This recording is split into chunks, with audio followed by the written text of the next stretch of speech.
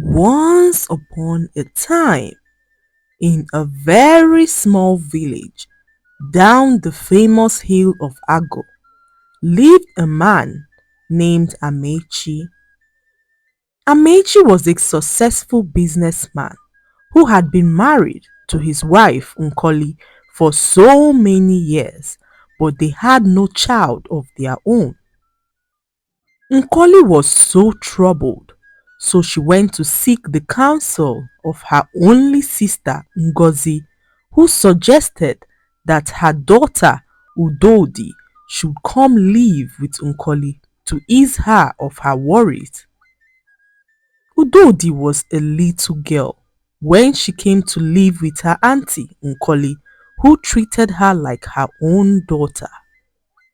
After so many years, Udodi grew into a very beautiful girl who her auntie Nkoli loved so much. One evening, Amechi called his wife Nkoli to notify her of his plans to marry a second wife. This broke Nkoli's heart as she began to weep. Although Nkoli was not happy about her husband's request for a second wife, she however accepted as she knew how important having children was to her husband. Little did she know that the girl her husband wanted to marry was her niece Udodi. Amechi wanted to take a second wife but did not know how to break the news to his wife Nkoli.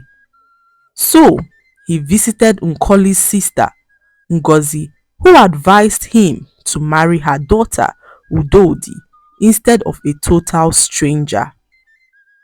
Ngozi had always been jealous of her sister Nkoli and the fact that her sister's husband Amechi was a very successful businessman.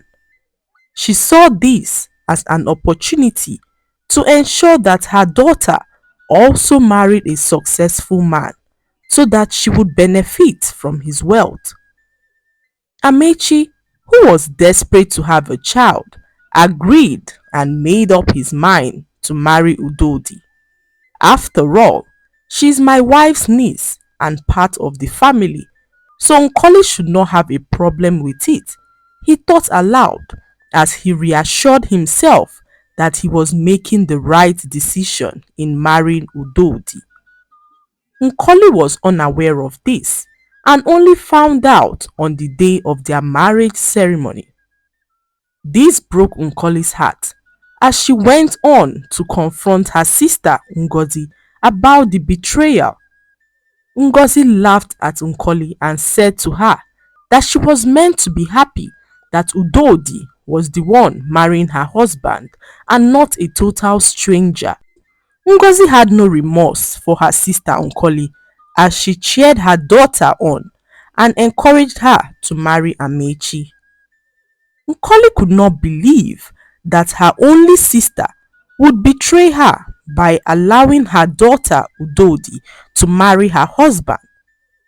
Every day, Nkoli would lock herself up in her room crying. She stopped eating and soon lost a lot of weight. Udodi, her niece, paid no mind to her auntie as she spent more time with Amechi, her new husband. She began to grow jealous of the thought of sharing her husband Amechi with her auntie Nkoli. Soon later, Udodi got pregnant and her husband Amechi as well as her mother jubilated. Finally, there would be a cry of a baby in my house, said Amechi in excitement. Months passed and Udodi's pregnancy progressed. She was approaching her delivery date and told her husband one morning that she had a terrible dream where her auntie Nkoli tried to kill her unborn baby. Udodi told her husband to send Nkoli away as she believed Nkoli was a witch who had plans of killing her baby. Amechi, on hearing this, sent his wife packing from his house. This was a devastating moment for Nkoli, who could not believe that her niece would be so cruel to her after all she had done for her in the past. Nkoli wept as she left her husband's house. She felt betrayed by everybody in her life and decided to wander far away to a place where no one would ever find her. A few weeks later, Udodi gave birth to a very handsome baby boy. They named him Odinaka, and Amechi was so excited to be a father at last.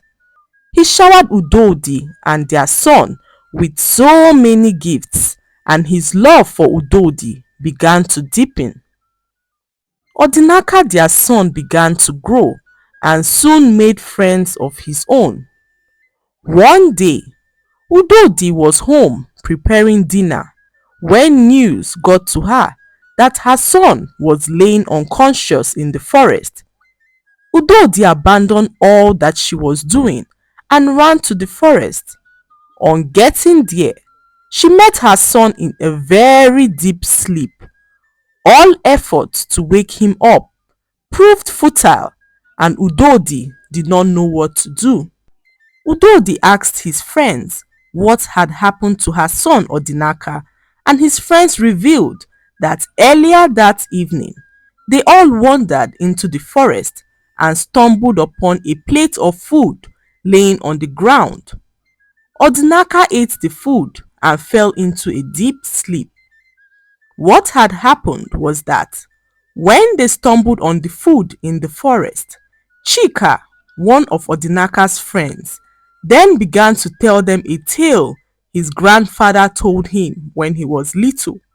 The tale was of a spirit that lived deep in the forest, which used food to take over the consciousness of people. Chika revealed that once a person eats the food of the spirit, the person will be hypnotized and unaware of his or her surroundings. When Odinaka heard this tale, he began to laugh and told his friends that he would prove them wrong, that nothing of such exists. He picked up the food and began to eat, saying that nothing would happen to him. After taking a few bites, Odinaka slumped and fell into a deep sleep. His friends began to panic as they ran away. They were too scared to touch him and decided to go tell his parents what had happened. When Udodi heard this, she was devastated and decided to take her son home. Later that night, when Amechi returned from his business and heard of what had happened to his son, he was confused and hoped that by morning Odinaka would wake up, but this was not the case. Days passed and Odinaka was still in a very deep sleep. Amechi then decided to pay a visit to Chika's grandfather, who told his grandson of the tale of the ancient spirits.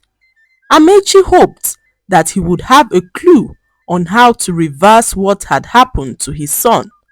When Amechi arrived Chika's house, he met Chika's grandfather outside his hut. Amechi approached him and introduced himself. Then he went on to narrate what had happened to his son Odinaka and asked Chika's grandfather how they could reverse the curse. In a very low voice, Chika's grandfather directed Amechi to the hut of a very powerful seer who he believed had the power to communicate with the ancient spirits.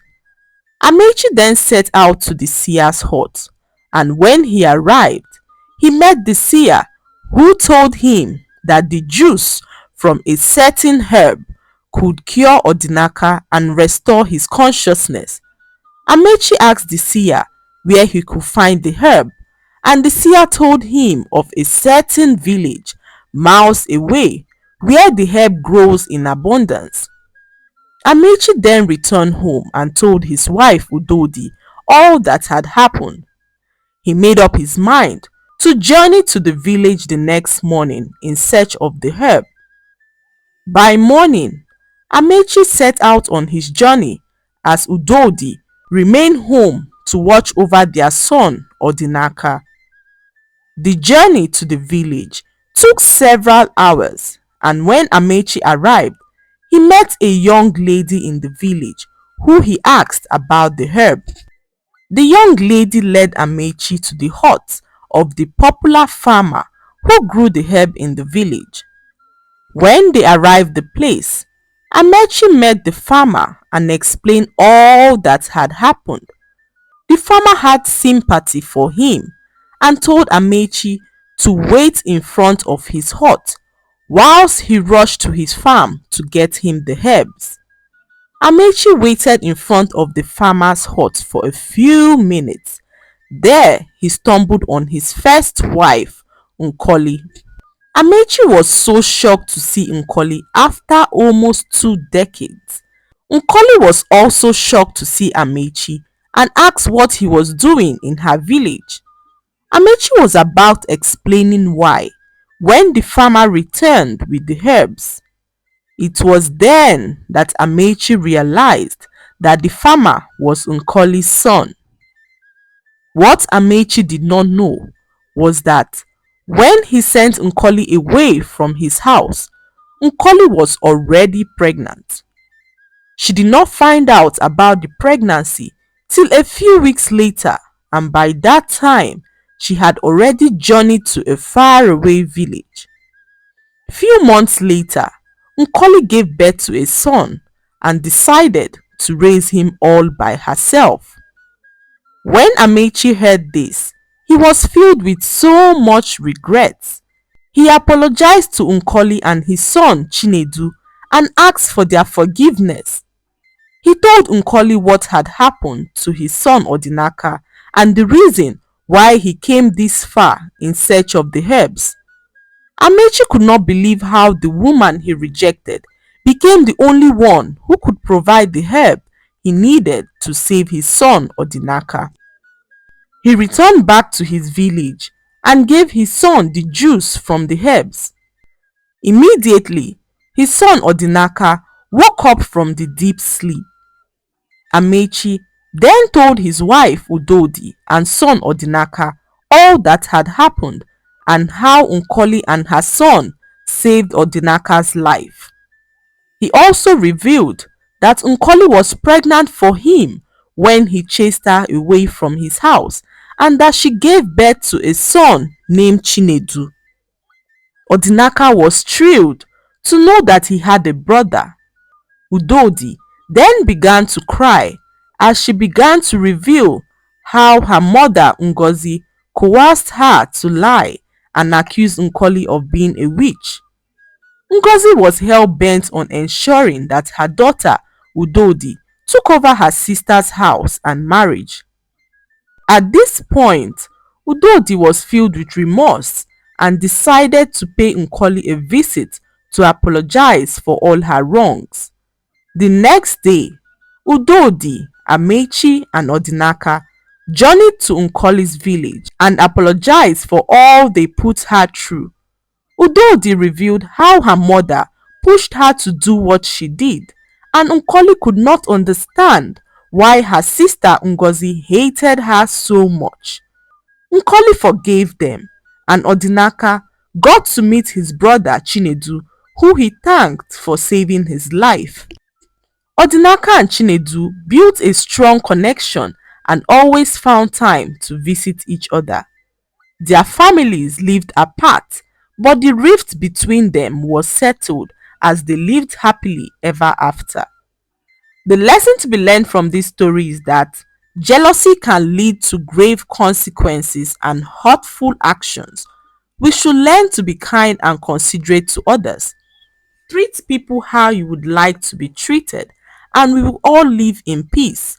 Also learn how to forgive, as forgiveness has a way of setting us free from hurt. I hope you enjoyed the story. Please like, subscribe and leave a comment. It helps us grow our channel. I'll see you in our next story. Bye.